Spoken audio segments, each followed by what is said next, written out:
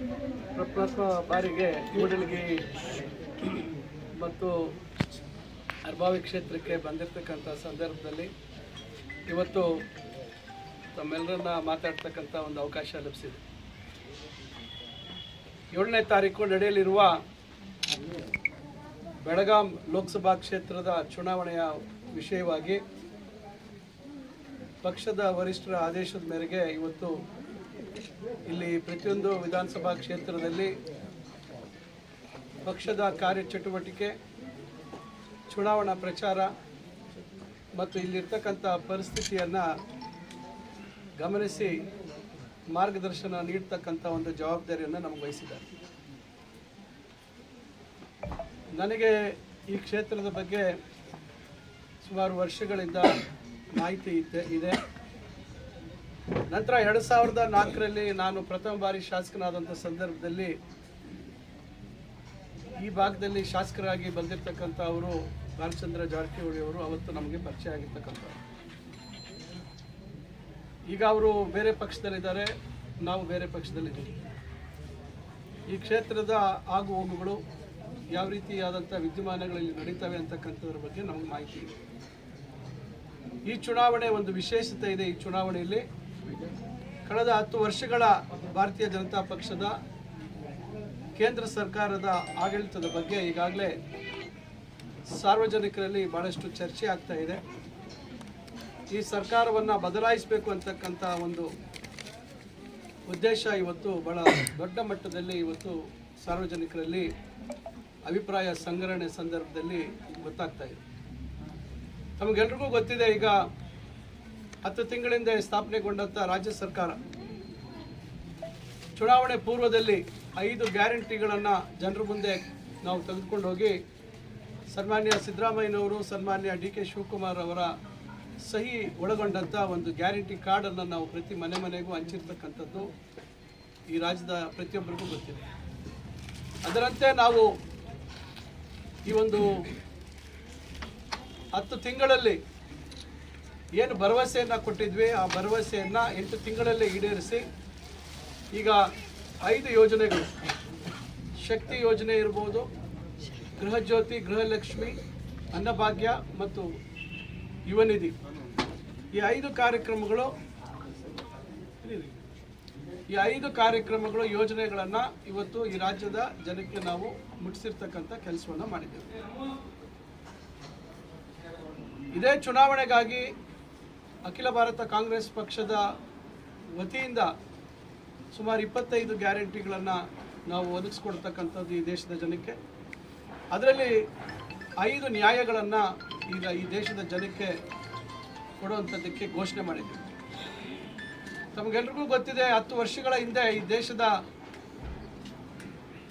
ಚಿತ್ರಣವನ್ನು ಬದಲಾಯಿಸ್ತೀವಿ, ಇದುವರೆಗೂ ಆಡಳಿತ ಮಾಡಿರ್ತಕ್ಕಂಥ ಕಾಂಗ್ರೆಸ್ ಪಕ್ಷ ಅಭಿವೃದ್ಧಿ ಮಾಡಲಿಲ್ಲ ಈ ದೇಶದಲ್ಲಿ ಅಂತಕ್ಕಂಥ ಒಂದು ವಿಚಾರವನ್ನು ಮುಂದಿಟ್ಕೊಂಡು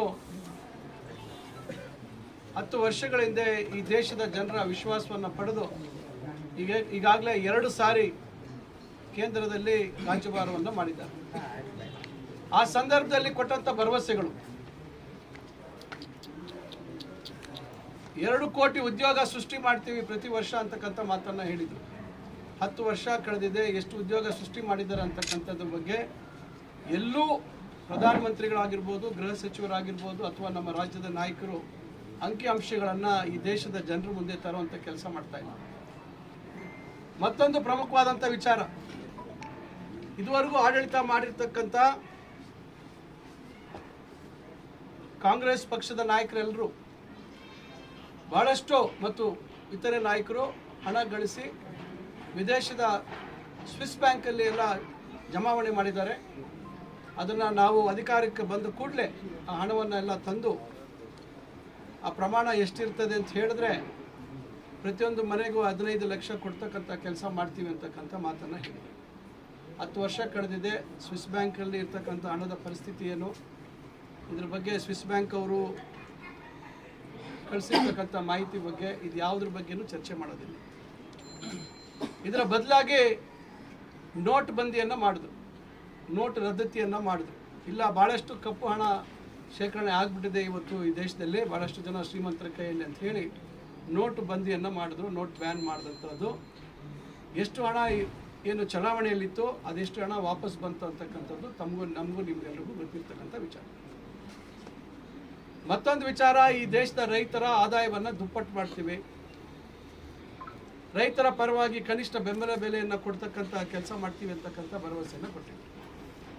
ಅದರ ಬದಲಾಗಿ ಅವ್ರು ಮಾಡಿರ್ತಕ್ಕಂಥದ್ದು ರೈತರಿಗೆ ಕೊಡ್ತಾ ಇದ್ದಂಥ ಗೊಬ್ಬರದ ಮೇಲೆ ಕೊಡ್ತಾ ಇದ್ದಂಥ ಸಬ್ಸಿಡಿಯನ್ನು ರದ್ದು ಮಾಡ್ತಕ್ಕಂಥ ಕೆಲಸ ಮಾಡಿದ್ರು. ಇದರ ಜೊತೆಯಲ್ಲಿ ಇವರು ರೈತರು ತಮ್ಮ ನ್ಯಾಯವನ್ನು ಕೇಳುವಂಥ ಒಂದು ಸಂದರ್ಭದಲ್ಲಿ, ರೈತ ವಿರೋಧಿ ಕಾಯ್ದೆಯನ್ನು ತರ್ತಕ್ಕಂಥ ಸಂದರ್ಭದಲ್ಲಿ ಹೋರಾಟವನ್ನು ಮಾಡಿದಂಥ ಸಂದರ್ಭವನ್ನು ನೆನೆಸ್ಕೊಂಡಾಗ ಇದು ರೈತ ಪರವಾಗಿರ್ತಕ್ಕಂಥ ಸರ್ಕಾರನ ರೈತರಿಗೆ ವಿರುದ್ಧವಾಗಿರ್ತಕ್ಕಂಥ ಸರ್ಕಾರ ಅಂತಕ್ಕಂಥದ್ದನ್ನು ನಾವು ಅರ್ಥ ಮಾಡ್ತೀವಿ. ಎಷ್ಟು ನೂರಾರು ಜನ ರೈತರು ಪ್ರಾಣಗಳನ್ನು ಕಳ್ಕೊಂಡ್ರು.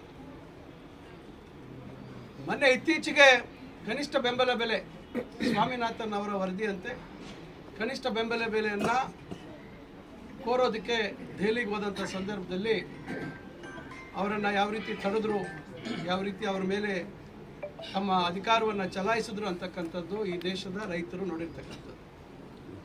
ಈ ದೇಶದಲ್ಲಿ ನಿರಂತರವಾಗಿ ಬರಗಾಲಕ್ಕೆ ತುತ್ತಾಗ್ತಾ ಇದ್ದೀವಿ. ಇದುವರೆಗೂ ಆಡಳಿತ ಮಾಡಿರ್ತಕ್ಕಂಥ ಕಾಂಗ್ರೆಸ್ ಪಕ್ಷ ನದಿಗಳ ಜೋಡಣೆ ಅಂತಕ್ಕಂಥ ಅದನ್ನು ಪ್ರಯತ್ನ ಮಾಡಲಿಲ್ಲ ಅಂತಕ್ಕಂಥದ್ದನ್ನು ದೊಡ್ಡ ಮಟ್ಟದಲ್ಲಿ ಪ್ರಚಾರ ಮಾಡಲಿಲ್ಲ. ಈಗ 10 ವರ್ಷ ಕಳೆದಿದೆ, ನದಿಗಳ ಜೋಡಣೆ ಎಲ್ಲರಿಗೂ ಬಂತು ಅಂತಕ್ಕಂಥದ್ದು ಯಾರಿಗೂ ಮಾಹಿತಿ ಇಲ್ಲ. ಪ್ರತ್ಯೇಕವಾಗಿ ಅದಕ್ಕೆ ಒಬ್ಬರ ಸಚಿವರನ್ನು ಸಹ ನೇಮಕ ಮಾಡಿದ್ರು, ತಾವು ನೆನೆಸ್ಕೋಬೇಕು 2014. ಆದರೆ ಇವತ್ತಿನವರೆಗೂ ಅದ್ರ ಬಗ್ಗೆ ಯಾವುದೂ ಸುದ್ದಿ ಇಲ್ಲ. GST ಬಗ್ಗೆ, FDI ಬಗ್ಗೆ, ಫಾರಿನ್ ಡೈರೆಕ್ಟ್ ಇನ್ವೆಸ್ಟ್ಮೆಂಟ್ ಬಗ್ಗೆ, ಆಧಾರ್ ಬಗ್ಗೆ, ಇವೆಲ್ಲದರ ಬಗ್ಗೆ ಸನ್ಮಾನ್ಯ ನರೇಂದ್ರ ಮೋದಿ ಅವರು 2014 ಮುಂಚಿತವಾಗಿ ಮುಖ್ಯಮಂತ್ರಿ ಆಗಿದ್ದಂಥ ಸಂದರ್ಭದಲ್ಲಿ ಭಾರತೀಯ ಜನತಾ ಪಕ್ಷದ ನಿಲುವು ಇದರ ವಿರುದ್ಧವಾಗಿತ್ತು. ಆದರೆ ನಂತರ ಬಂದ ಮೇಲೆ GSTಯನ್ನು ಅನುಷ್ಠಾನ ಮಾಡಿದ್ರು. ಆದರೆ ಇವತ್ತು GSTಯನ್ನು ಅವೈಜ್ಞಾನಿಕವಾಗಿ ಅನುಷ್ಠಾನ ಮಾಡಿದ ಕಾರಣ ಇವತ್ತು ಹಾಲಿನ ಮೇಲೆ, ತುಪ್ಪ ಮೇಲೆ, ಮೊಸರು ಮೇಲೆ, ಇವೆಲ್ಲದರ ಮೇಲೂ ಇವತ್ತು GST ಆಗ್ತಕ್ಕಂಥದ್ದು. ಕಡೆಗೆ ರೈತರು ಖರೀದಿ ಮಾಡ್ತಕ್ಕಂಥ ಇವತ್ತು ಏನು ಸಲಕರಣೆಗಳಿದ್ದಾವೆ, ಕೃಷಿಗೆ ಬೇಕಾದಂಥ ಸಲಕರಣೆಗಳು, ಅದರ ಮೇಲೂ ಕೂಡ ಇವತ್ತು ದೊಡ್ಡ ಮಟ್ಟದಲ್ಲಿ GST ಆಗಿದೆ. ತಮಗೆ ಗೊತ್ತಿದೆ ಸಿಮೆಂಟ್ ಬೆಲೆ ಎಷ್ಟಿತ್ತು ಹಿಂದೆ, ಇವತ್ತು ಸಿಮೆಂಟ್ ಬೆಲೆ ಎಷ್ಟಾಗಿದೆ ಅಂತಕ್ಕಂಥದ್ದು ನೋಡಿ. ಚಿನ್ನದ ಅಂದರೆ ಬಂಗಾರ, ನೀವು ಏನು ಕರಿತೀರಾ ನನಗೆ ಗೊತ್ತಿಲ್ಲ, ಚಿನ್ನ ಅಂತೀರಾ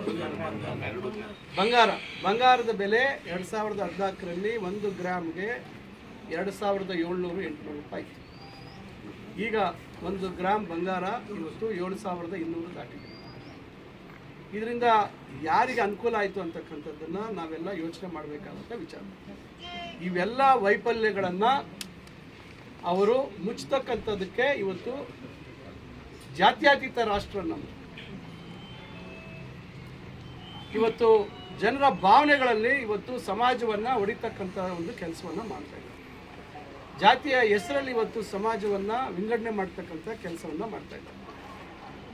ತಾವು ಗಮನಿಸಿರ್ಬೋದು, 5 ವರ್ಷಗಳ ಹಿಂದೆ ಪ್ರಧಾನಮಂತ್ರಿಗಳ ಭಾಷಣ ಯಾವ ವಿಷಯದ ಮೇಲೆ ಭಾಷಣ ಮಾಡ್ತಾ ಇದ್ರು ಅಂತಕ್ಕಂಥದ್ದು. ಯಾರೇ ಸಾಮಾನ್ಯವಾಗಿ ಇವತ್ತು ನೋಡಿ 10 ತಿಂಗಳ ನಮ್ಮ ಸಾಧನೆ ಬಗ್ಗೆ ನಾವು ಮಾತಾಡ್ತೀವಿ, ಗ್ಯಾರಂಟಿಗಳನ್ನು ಅನುಷ್ಠಾನ ಮಾಡಿದ್ದೀವಿ ಅಂತ ನಾವು ಪ್ರತಿಯೊಂದು ಕಡೆ ಜನರ ಮುಂದೆ ಹೋಗಿ ಹೇಳ್ತಾ ಇದ್ದೀವಿ. ಜನನೂ ಸ್ಪಂದಿಸ್ತಾ ಇದ್ದಾರೆ, ಹೌದು ನೀವು ಮಾತು ಕೊಟ್ಟಂತೆ ನುಡಿದಂತೆ ನಡ್ಕೊಂಡಿದ್ದೀರ. ನರೇಂದ್ರ ಮೋದಿ ಅವರು ಪ್ರಧಾನಮಂತ್ರಿಗಳು 10 ವರ್ಷದ ತಮ್ಮ ಸಾಧನೆ ಬಗ್ಗೆ ಹೇಳ್ಕೊಂಡಿದ್ರೆ ಬಹುಶಃ ಈ ದೇಶದ ಜನ ಅವರಿಗೆ ಮೆಚ್ಕೊಳ್ತಕ್ಕಂಥ ಕೆಲಸ ಆಗ್ತದೆ. ಅದನ್ನು ಬಿಟ್ಟು ಇವತ್ತು ಅವರು ಎಲ್ಲೋ ಒಂದು ಕಡೆ ಅವರಿಗೆ ಭಯದ ವಾತಾವರಣ ಸೃಷ್ಟಿಯಾಗಿದೆ. ಮತ್ತು ನಾವು ಜನ ನಮ್ಮ ಮೇಲೆ ವಿಶ್ವಾಸ ಇಟ್ಟು ನಮಗೆ ಅವಕಾಶ ಕೊಡುವಂಥ ಲಕ್ಷಣಗಳು ಕಾಣ್ತಾ ಇಲ್ಲ ಅಂತಕ್ಕಂಥದ್ದನ್ನು ಮನವರಿಕೊಂಡು ಅವರು ಇವತ್ತು ಬೇರೆ ಬೇರೆ ವಿಷಯಗಳನ್ನು ಪ್ರಸ್ತಾಪ ಮಾಡ್ತಾ ಇದ್ದಾರೆ.